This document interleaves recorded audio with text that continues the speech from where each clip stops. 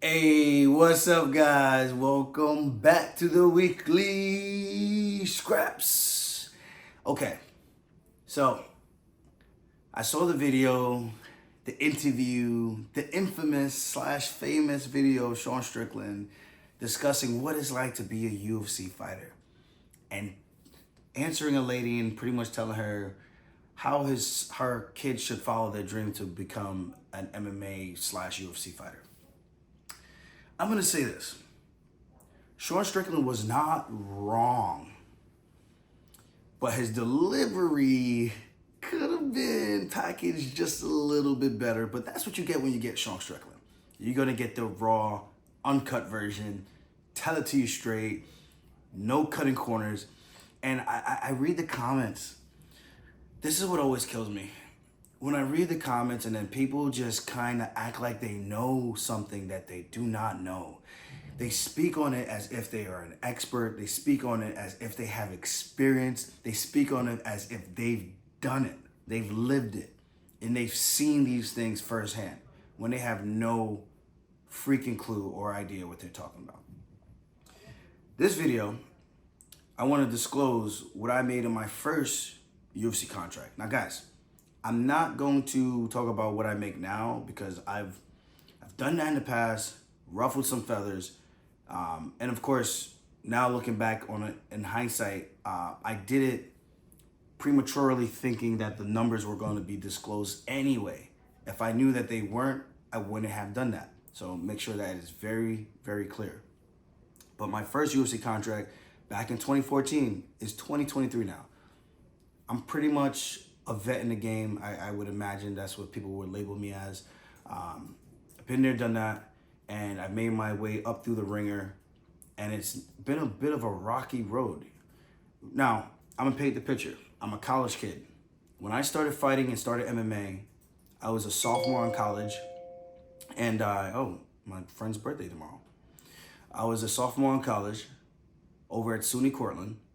I transferred from SUNY Mooresville to SUNY Cortland. Had no aspirations about being a fighter. I wanted to go to school and become a physical education teacher, which is a gym teacher, and live a perfect, happy life in Long Island for the rest of my life. That was the goal.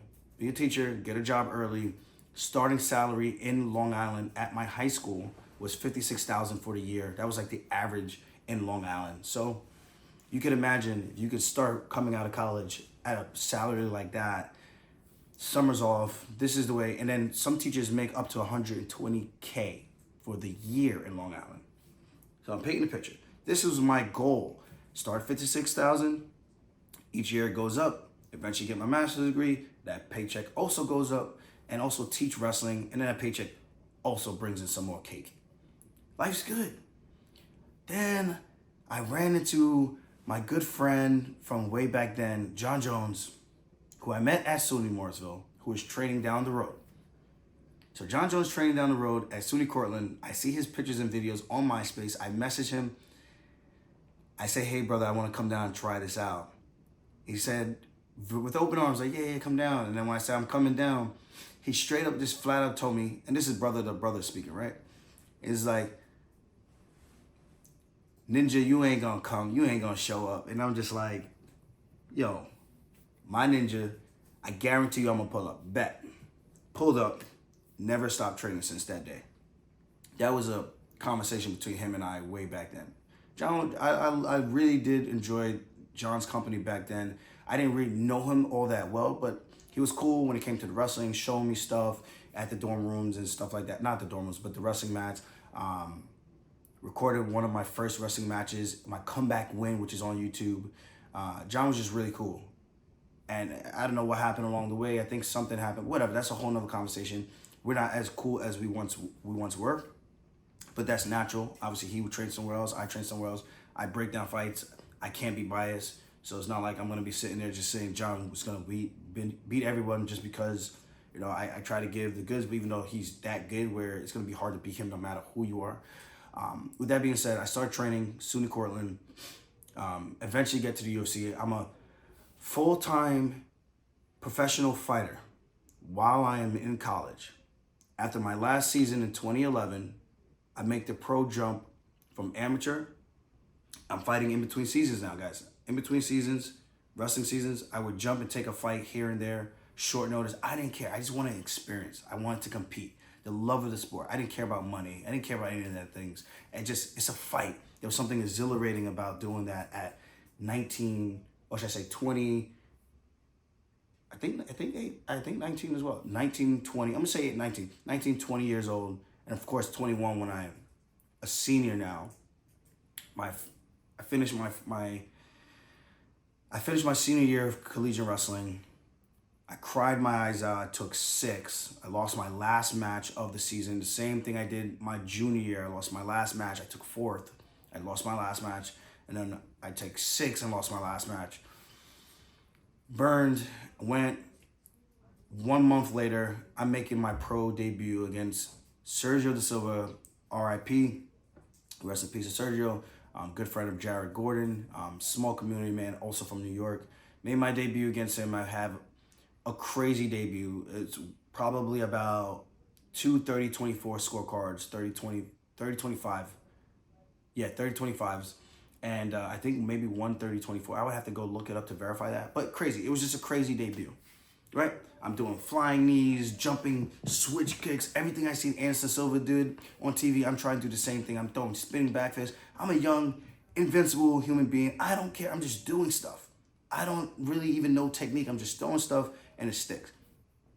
That fight I made $500, right? I made $250 to show and $250 to win. So I made a total of $500 for my pro debut. Let's fast forward this. I now become 8-0. That's at 21. I'm now 24 years old. I have to work. I have to make money. I'm living on Long Island. I had a shoulder surgery on my labrum, which kept me out for almost a year. So the money that I was making, because I was penny pinching, right? I had my refund check, saving up my money where I can, using it to fund my training, using it to pay for gas, using it to pay for car maintenance, using it to pay for my rent, using it to pay for food. And back then I was eating dollar sandwiches. I was buying packs of chicken and just baking them. No real seasoning. I don't think I put any seasoning on it at all. Just baked it in the oven. I was living at this place, Mania Road in Ithaca, outside of Ithaca. And my mom taught me how to make rice over the phone. So I learned that. So I'm making rice with baked chicken. Sometimes I would go and eat a McChicken sandwich or a 4-piece McNuggets because they were $1 back then. And remember, this is 2011, 2012. And in 2013, eventually I moved back home to Long Island to start fresh and start at home where I could at least save some money on rent, but then I still need to pay for all my other things. Still funding my training. So I use my money for my refund check. So I'm giving you guys the whole story. I use my money for my refund check to now fund my training because I didn't spend all my money. I had a goal. I knew what I wanted to do with my life. Once I started fighting, I was like, I'm going to get my college degree. This is my backup plan. My now first and foremost plan is going to be myself trying this journey of MMA and seeing how far I could take it. So I got my refund check money. There's a couple $1,000s in the bank, excess money that I got from the government and money that I got from the loans that I took out under my name that I still have to pay back, and now I'm still paying back till this day. So I'm doing that, funding my training, and then I get to the UFC. So now here's the good part. My contract. I'm drinking a beer, hanging out at my house. I get the call from my manager at the time, Dave Martin back then, Dave Martin LLC. I believe Ali Quinta is still with him, and Gian Vellante, Michael Chandler. Great dude. You're in. Now, mind you, they told me I wasn't ready after my last win, which I finished the guy in about 1 minute and 20 seconds or 30 seconds in the very first round, rear naked choke. It's just what I don't know. That was just my thing. 3 finishes in a row. 3rd round, 2nd round, and then my last fight on the regional circuit for Cage Fury was in the 1st round. They told me I wasn't ready. Pretty much because I didn't have any stand-up. I was mostly just throwing wild stuff that I saw on the TV. People jumping, switch kicking, throw a hook and throw a low kick because I saw somebody else do it. Not any real rhyme or reason of setting stuff up or why I was doing stuff. I was just fighting and off of like rhythm and feel. Just free. I was a free fighter. But if I could get your leg, get your back, I'm taking you down, I'm going to submit you. That was my game.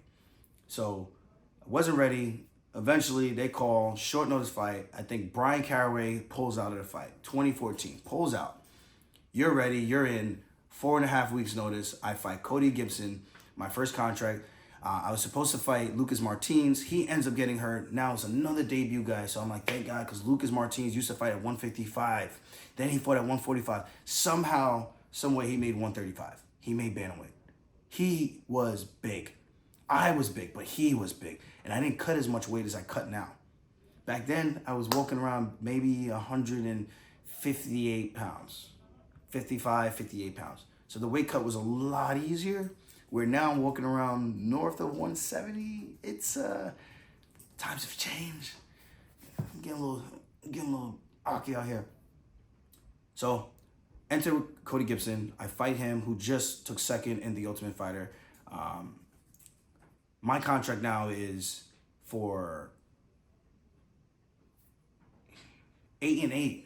Oh, wow, that was a different time.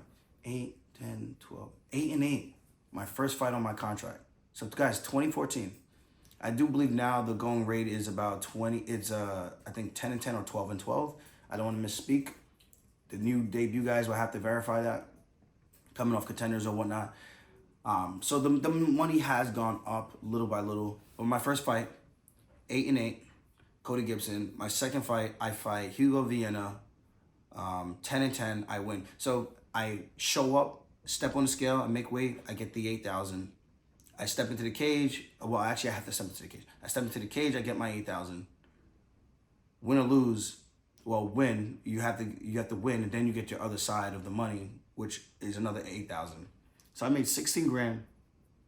Then I had to pay out my coaches, and then I had to pay for the training that it took to me to get to the fight to begin with.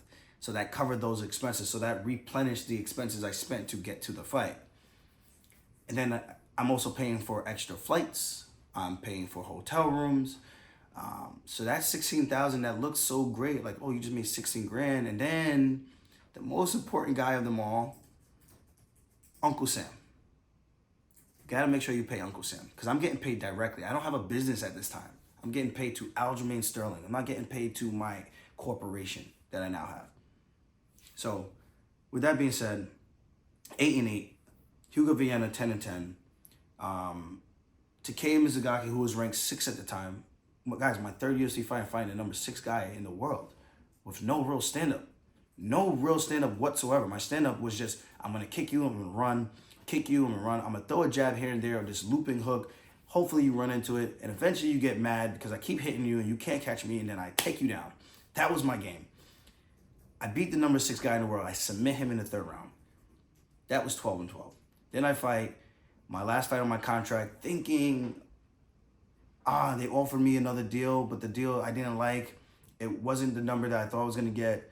I'm looking at Sage Northcutt. I'm thinking he got a big contract at 40-40. Maybe if he got a contract like that for his debut fight, why can't I get something like that for my second contract? I'm just going to cut that part of the story. I didn't get 40-40 for my second contract. That's a whole nother conversation. We're just talking about my first UFC contract. I got 14-14 to fight Johnny Eduardo, finished him in the 2nd round, guillotine choke. It's the one where I kind of hit the hangman thing, and then I kind of do the Millie Rock on any block, boy. Millie Rock on any block. All that. So let me put this into perspective. If you come in and you don't win your first fight, you don't win your second fight, some people even go 0-3 and you get cut. You go 0-2, some people get cut. So you do all that work. I understand what Sean Strickland was saying. It's a very tough job. I was still working a full-time job as I went through my first entire contract. I didn't quit my job until, imagine, I was a substitute teacher, but sometimes I was doing maternity leave positions where if the guy stepped out or fraternity leave where the girl left, and I would step in for the position, fill in as a physical education teacher or whatever sub position that they have for any subject. And I would have to work 21 days in a row before I got the full pay of a full-time teacher. If I didn't, I was only getting the sub pay. So I was working for the chump change. I think back then it was like $100 a day, maybe $120.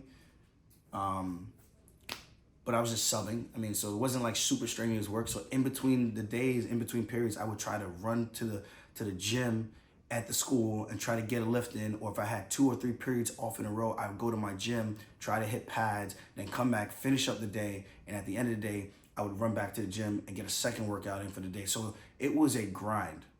So what I'm saying is, that kid that Sean Strickland was speaking to, you can chase your dreams of trying to be a MMA star, UFC fighter star, but you have to also be practical and realistic. Don't put all your eggs in one basket where you don't have a fallback plan. Not saying you got to go to college, but I do think you should have some type of skill or trade that you can fall back on, something that you could use and utilize to have like your safety net. And I know there's something to be said, well, if you know you have a safety net, you won't give it your all because you think it's always good because you always got something to fall back on. Yes and no. Yes and no. We're only going to get older, right? I'm 19, 20, 21 years old. I'm trying this crazy thing called MMA, not knowing what the hell it's going to turn into. I didn't get into the sport for money. I got into the sport so I could get to the UFC and become a UFC champion. And then when I realized money came along the way with that, that was icing on the cake. I was happy for my second pro fight that I made $500 and $500 cash under the table. That's what I got paid. Most promotions don't even pay that. I'm lucky that I even made half as much as that for my second pro fight, you know? And I didn't sell any tickets. I went all the way to PA and made that money. I was happy. I thought I was balling out. Then I realized just the gas and total loan and food just to get here, even though I think they did cover that, but it's just very expensive, you know, especially living in Long Island, New York.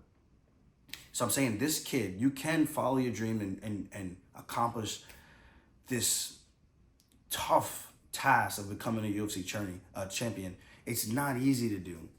And it's not easy to get to the UFC. And it's even more difficult to stay in the UFC. Like I said, I've got a really good friend close to my heart. I'm sure you guys know who he is. He had a tough run. One of the most talented guys I've ever trained with. Tough break in the UFC. And I feel bad because to know he was one of my main training partners when he was living here in the States, and to know how well we would do competitively against each other, how well he would do with everybody else in the room. I'm talking about going with Javin and his brother Fowler. I'm talking going with Marab. I'm talking going with some of these other studs, Patchy Mix and all these other guys. And the work that he would put in and how he would look in the room. And then just somehow you just never was able to get the job done and went under the bright lights. So it goes like that sometimes. And sometimes you have to come back and build yourself back up on the regional circuit, then try to come back and hopefully you can accomplish your goal that time, you know? So you can imagine, this is the kicker. If you lose, my first fight, 8-8. Say I take the fight, I step into the cage and I lost. My second fight is still 8-8. It doesn't go up. It only goes up when you win. So I want you guys to understand that.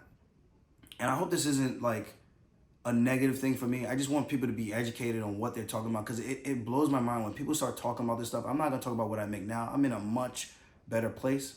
I'm paid way better. I'm happy with what I'm getting paid. Of course, I would love to get more money. That's just always the thing. I'm not getting championship pay anymore, but I still got some, you know, it's still good what I'm making. I can still make a pretty damn good living doing what I'm doing now, or have been doing, I should say. But if you lose on that early goings of your contract, that escalator never kicks in. And the opportunity for you to really see growth, you're literally gambling on yourself every single time and hoping that you've done the right homework to get the job done when you get your hand raised. And you're hoping that maybe you get a bonus and you get a finish, because if you get the bonus, that's $50K automatic added and tacked on. So there is earning potential, but let's not pretend that you still can't lose. And it could just be you, I don't want to say squandered, I don't want to say wasted, because you tried, right? That's the whole thing about life. I always preach, try, guys. Try to know that at least you said you tried, you gave it your best foot forward, and you did everything you could do under your power. And that's always been my message to everybody. Even after I lost to O'Malley, that was my message. It's just like, O'Malley's chasing a dream. I achieved the dream. He's chasing a dream. Although I still felt like, and this is why maybe I'm too real, because although I know I was rushed into that fight, although I know it wasn't the perfect situation, I know that the deck was stacked against me, mentally, physically, the carrot was dangled in front of me. And I was like, is it worth the squeeze of taking this reward now and potentially losing because I know I have all these things that are happening behind the scenes that no one gives a shit about. The only people that know about it are myself and my loved ones and my coaches. We took the gamble, but Sean chased the dream and he won. And that's the game. You take a chance on life, you take a chance on yourself, and hopefully you could achieve the things that you set those goals out to be, and hopefully your life is good. You know, I do wish everyone has success in their lifetime. They get to experience what it feels like to win at something that they truly wanted to do or want to do. And I think when you're joining a sport like this, as long as you have that in perspective, like, I'm going to give it my best. And as long as I know, like, at the end of it, I'm not going to be resentful. I'm not going to hate people because they didn't do X, Y, and Z. I gave it my best. I control the things that I could control. And whatever happens, happens. I think it makes it much easier for you to sleep at night, and makes it much easier to just live day to day and where things don't bother you. Like, people, I have a mixed result since my Sean fight, right? I have a lot more people that now like me for whatever reason. They like me now as if anything I've said have changed. I'm not saying anything different. I think they're just now willing to listen, right? But what I'm saying is, I think when you take the time to chase a dream and to get to a certain place in your career, in your life, again, my message has always been that. Yeah, I might talk a little shit because I think it makes the fight more fun. I think it makes it a little bit more engaging. There's more war of words. Someone has to eat their words. Unfortunately, for that one, I had to eat my words, and that's just how the game goes. But it makes it easier for me. Like, I think people think I'm going to be bothered if they, like, send memes or stuff to me, but I'm just kind of like, dude, my life's good, bro. I'm like, I'm set. Like, I'm okay. Like, trust me. I think if there was a game where if I could compare myself to somebody, I'm not like Francis level set, but I won the game. You know what I mean? So with that being said, I think people got to keep things in perspective, and it makes it easier for me to get through my day-to-day life because I'm like, yeah, you know what? I do care, but I took a chance, and sometimes things don't go your way. So you're not going to always win, and that's why you have those ups and downs, those peaks and valleys, and I think that's what life's all about. If you're able to get through those ups and downs, it makes you stronger every single time. And with that being said, I hope I touched on everything that Sean pretty much said. Like, yes, it's a tough job. Yes, it's a tough way to make your money. Yes, you can be old, beaten up. There's a whole lot of negatives that go into it, but there's a whole lot of positives that can come out of it as well. It just depends on what side of the fence that you're going to be on and how real you're going to keep it with yourself to know, like, everyone on the roster wants to become a UFC champion. Will everyone become a UFC champion? I think statistics have shown that no, that won't happen. Whether it's politics, whether it's skills, whether it's matchups, whether it's opportunities or unfortunate events of having injuries and surgeries and missing out on opportunities, there's so much that can happen. So as long as you're prepared for the long haul, good things can happen. But if you're not, just make sure you have yourself a backup plan, because I'm telling you guys, this is free game. I didn't buy my first house until 2018. I lived with Ally Quinta, moved out of my parents' house. We had like a whole discrepancy, beefing, me and my dad, just doing weird stuff to my door whenever I went to the gym or went to work. So eventually moved out, moved with Al, lived in Seaford, New York. He took care of me. He charged me $500 and allowed me the opportunity to save money from my fights. I helped him out, wash the dishes when I need to wash the dishes, swept the floor, vacuum. Like, I did my part. He helped me out. I made sure I was a good tenant, helped him out everywhere I could. We always joke about it to this day, still saying like I'm still one of his best tenants that he's ever had. But I saved my money. 2018, I was able to move out, buy my first house. And I'm super proud of that. But guys, you got to remember, I made my UFC debut in 2014. So I try to give free game to even some of the guys who are getting into the UFC now from our gym. And I tell them, like, don't be in a haste to buy a house now and then you're now fighting for money because you need to make ends meet to pay this big mortgage. Because Long Island is expensive. You'll be lucky if you can get a mortgage under $3,000. And that's if you put down about 20%. You know, unless you got a deal, some crazy deal, you're going to buy some condo that's going to be maybe in the 300s, and even that's still pretty expensive, plus maintenance and utilities, you're paying a pretty penny. And Long Island, yeah, you can move out of Long Island and go somewhere else, but guys, it's not that easy to just do that. You know what I mean? There's a lot of moving parts. So if there's any knowledge I could give, is like, take your time, don't be in a rush. I got a crazy joke too, inside joke, because I remember talking to Pat DeFranco, and he's a retired MMA fighter now, has a really successful glass business. Premier Windows and Doors is what he does for construction. And I remember when I was getting ready to fight Brian Carey, mind you, this is my first pro loss in the UFC, and then I lost to Rafael Sunset right after on my second UFC contract. So I'm still working. I didn't quit my job yet. Thank God I didn't. And I said, yo, if I finish Brian Caraway in the first round and I get a bonus, I'm buying a jet ski. 50 grand plus my paycheck on my first new contract. It would have been a pretty significant amount of money, just shy of 6 figures.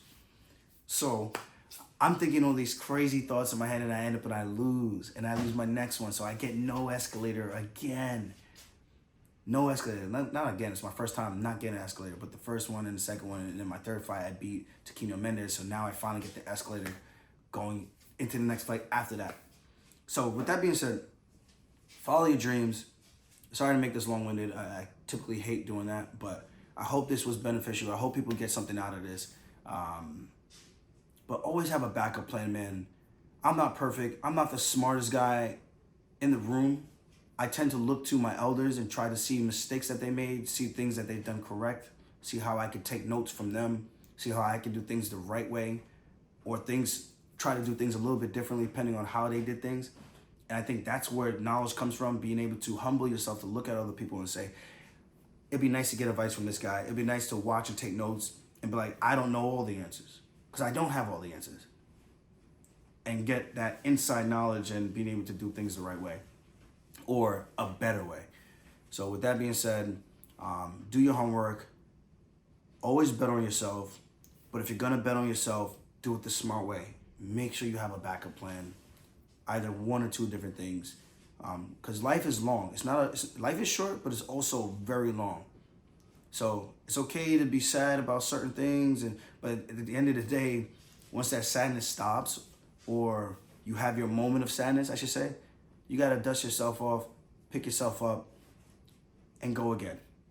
Whether it's in the same realm or it's in something different, but you dust yourself off, you go again. And on that note, thank you guys for staying safe, and thank you guys for tuning in. Bless up yourself. Don't forget to hit the like and subscribe button. I would truly appreciate that. Something with the algorithm, I don't know. Shout out my guys over in Dubai, Trove. Thank you guys. See you guys later. I'm about to go hang out with the boys. Peace.